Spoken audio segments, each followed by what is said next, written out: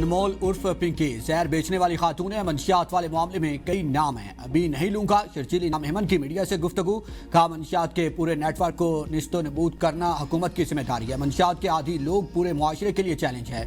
منشیات فروشوں کو کیفر کردار تک پہنچائیں گے۔ گلیمرائز نہ کریں۔ کسی کا بچہ منشیات استعمال سے مرتا ہے تو وہ کسی کو یہ نہیں بتائے گا کہ منشیات سے اس کا بچہ مرا ہے۔ منشیات ہر ملک کا مسئلہ ہے، پاکستان میں اس کو سنجیدہ نہیں لیا گیا۔ آئس، ہیروئن اور کوکین انتہائی خطرناک منشیات ہے، خاتمے کے لیے مل کر جدوجہد کرنا ہوگی۔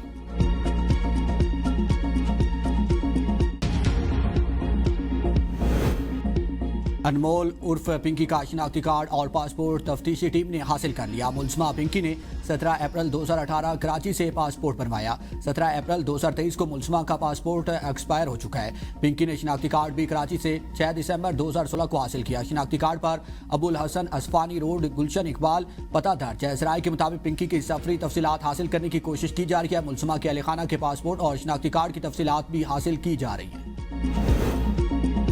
وزیر دفاع خواجہ آصف نے ڈرگ ڈیلر انمول پنکی کو پاکستانی ایپسٹین فائلز قرار دے دیا۔ ایکس پر پوسٹ میں لکھا کہ پنکی ایپسٹین فائلز کا پاکستانی ورژن ہے۔ خواجہ آصف کا ایپسٹین فائلز کی طرف اشارہ اس بنیاد پر دکھائی دیتا ہے کہ انمول پنکی کے گاہکوں میں بھی بڑے بڑے نام شامل ہیں۔ انکشاف کیا گیا ہے کہ پنکی کے گاہکوں کی فہرست میں 30 کے قریب سیاستدانوں کے نام بھی شامل ہیں۔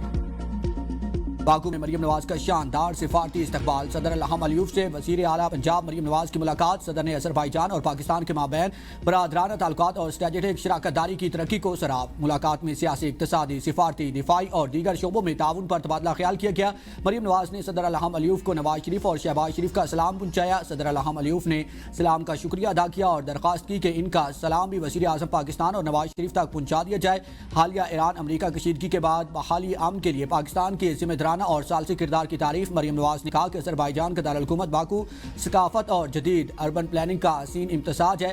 خوبصورتی نے گہرا اثر چھوڑا۔ پاکستان مسلم امہ کی واحد مسلم ایٹمی قوت ہونے کے ناطے عالمی نقشے پر غیر معمولی اہمیت کا حامل ہے۔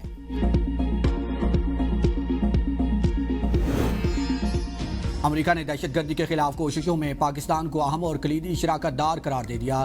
سینٹکام کے سربراہ ایڈمرل بریڈ کوپر نے سینیٹ کمیٹی کو بریفنگ میں کہا کہ پاکستان اسداد دہشت گردی کا قابل اعتماد شراکت دار ہے جو خطے میں داعش خراسان کے خلاف جنگ میں کلیدی حیثیت رکھتا ہے۔ اسلام آباد کے ساتھ ہماری مضبوط فوجی شراکت داری کے نتیجے میں دہشت گردوں کے خلاف ٹھوس نتائج حاصل ہوئے ہیں۔ یہ ٹھوس اور باہمی کامیابیاں پاکستان اور امریکہ کی درینہ دوستی اور مشترکہ عزم کا براہ راست عکس ہے۔ افغان سرزمین پر دہشت گردوں کی مسلسل موجودگی کے باعث افغانستان امریکی نگرانی کی فہرست میں بدستور پہلے نمبر پر ہے۔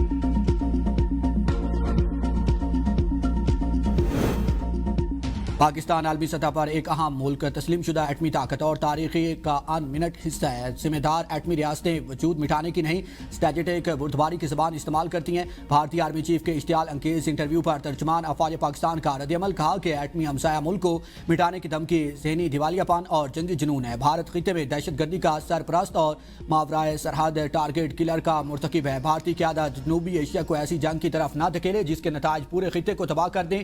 بھارت پاکستان کی اہمیت کو تسلیم کرے اور پرامن بقائے باہمی کے ساتھ رہنا سیکھے۔ بھارتی قیادت 8 دہائیوں بعد بھی پاکستان کے وجود کو تسلیم نہ کر سکی۔ ہندوتوا ذہنیت خطے کو بارہا جنگوں اور بحرانوں کی طرف دھکیلتی رہی۔ بھارت کو پاکستان کے ساتھ پرامن بقائے باہمی کا راستہ اختیار کرنا ہوگا۔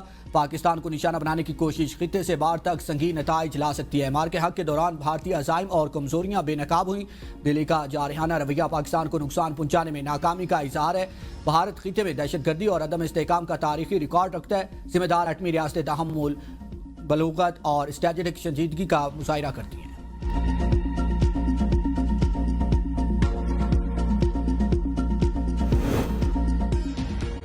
افغان لڑکیوں کی 6ٹھی کلاس تک تعلیم کی پابندی کے 5 سال مکمل۔ طالبان رجیم افغان نے معاشرے کو سخت دباؤ کا شکار کر دیا۔ عالمی جریدے یورپین ٹائمز کے مطابق طالبان کا طرز حکمرانی علاقائی استحکام، شدت پسندی اور افغان آبادی کی نقل مکانی کا باعث بن سکتا ہے۔ طالبان کا نظام حکومت معاشرے کی کڑی نگرانی اور بنیادی آزادیوں پر سخت پابندی پر مبنی ہے۔ خواتین نقل و حرکت، روزگار اور علاج سے مکمل محروم ہیں۔ خواتین محرم کے بغیر علاج کی سہولیات بھی حاصل نہیں کر سکتی۔ خواتین محرم کے بغیر اقوام متحدہ کے امدادی سینٹر میں بھی داخل نہیں ہو سکتی۔ بیوی شوہر کا گھر بغیر اجازت چھوڑنے پر سخت سزا کی حقدار قرار۔ طالبان قانون کے مطابق مخصوص فرقے کے علاوہ تمام مسالک کا کافر قرار دیے گئے۔ طالبان لیڈرز کے بارے میں تنقید قابل سزا جرم تصور کی جاتی ہے۔ جرم ثابت ہونے پر مذہبی علماء کو صرف تنبیہ، عام عوام کے لیے سخت سزا کا قانون لاگو ہے۔ کراچی کے لانڈی ایکسپورٹ پروسیسنگ زون کی لنڈا فیکٹری میں آگ بھڑک اٹھی۔ ریسکیو 1122 اور فائر بریگیڈ کی گاڑیاں آگ بجھانے میں مصروف ہیں۔ اسلام آباد سے جعلی اغوا کا ڈرامہ بے نقاب شہری کو اغوا کر کے کچے میں پہنچانے کا معاملہ حال۔ ملزم نور الدین نے اپنے دوستوں کی مدد سے خود ہی جعلی اغوا کی ویڈیو بنائی اور سوشل میڈیا پر وائرل کر دی۔ اس کا مقصد لوگوں سے فراڈ کر کے حاصل کی گئی بھاری رقم واپس نہ کرنا اور مخالفین پر جھوٹے مقدمات درج کرانا تھا۔ پولیس نے ملزم اور اس کے دو ساتھیوں کو رحیم یار خان سے گرفتار کر لیا۔ مقدمہ تھانہ آبپارہ میں 1 مئی کو سیف الدین کی مدعیت میں درج ہوا تھا۔ یعقوب آباد کے علاقے ٹھل میں پسند کی شادی کرنے والی سدرا کے والد محمد رفیق نے ویڈیو بیان میں کہا ہے کہ میری بیٹی کی عمر 14 سال ہے۔ شادی سندھ میرج ایکٹ کی خلاف ورزی ہے۔ ملزم نے میری 14 سالہ سدرا اور 4 سالہ اقصیٰ کو اغوا کیا ہے۔ مقدمہ درج ہونے کے باوجود میری بیٹیاں بازیاب نہیں ہو سکیں۔ اغوا کاروں نے قانون کی گرفت سے بچنے کے لیے اپنے گھر خود جلائے۔ راولپنڈی میں معمولی تلخ کلامی پر جھگڑے معمول۔ قانون کی غیر مساوی عملداری سے بااثر افراد کے حوصلے بلند ہو گئے۔ چکلالہ ستری میں دودھ کے معیار اور قیمت پر جھگڑا ہو گیا۔ نوجوان کی دکان میں گھس کر گالم گلوچ اور ہنگامہ آرائی۔ ABN نیوز کی موصول ویڈیو میں نوجوان کو دکاندار پر تشدد کرتے دیکھا جا سکتا ہے۔ بڑھتے واقعات شہریوں کے لیے خطرے کی گھنٹی ہیں۔